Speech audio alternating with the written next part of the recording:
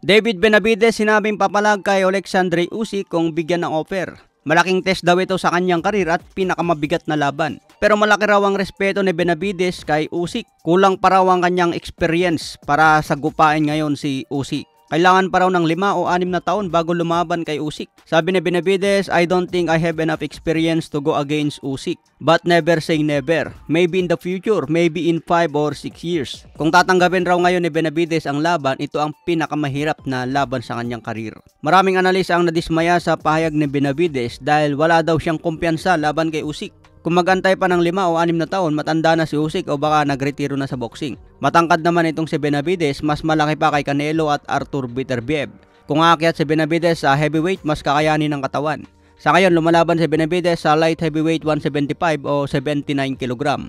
Kailangan pa ni Benavides bumigat ng 10 kg para umabot sa 200 pounds heavyweight. Sa ngayon, may edad na 28 si Benavides, samantala si Usyk edad 37 na. Mas maganda makalaban muna ni Benavides si Beterbiev o kaya si Bivol. Kalimutan na niya si Canelo dahil malaki ang demand bago pumalag. Focus na lang muna si Benavides sa 175. Pwede siya maghari dyan kung talunin si Beterbiev at Bivol. Sa iba pang balita, Devin Haney gusto labanan si Tank Davis sa kanyang muling pagbabalik.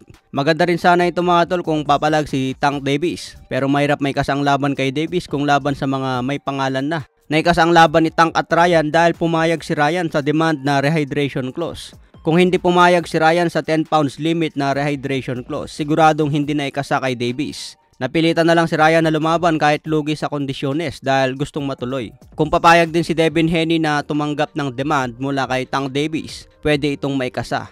Pero asahan natin na lamang talaga si Tank Davis sa kanyang demand. Sa ngayon may edad na 30 si Davis, hindi pa napapalaban kay Lomachenko, Teofimo Lopez, Shakur Stevenson at kay Devin Haney. Sa iba pang balita, Mark Magsayo, big fight daw ang susunod na laban. Pwedeng eliminator o laban sa champion.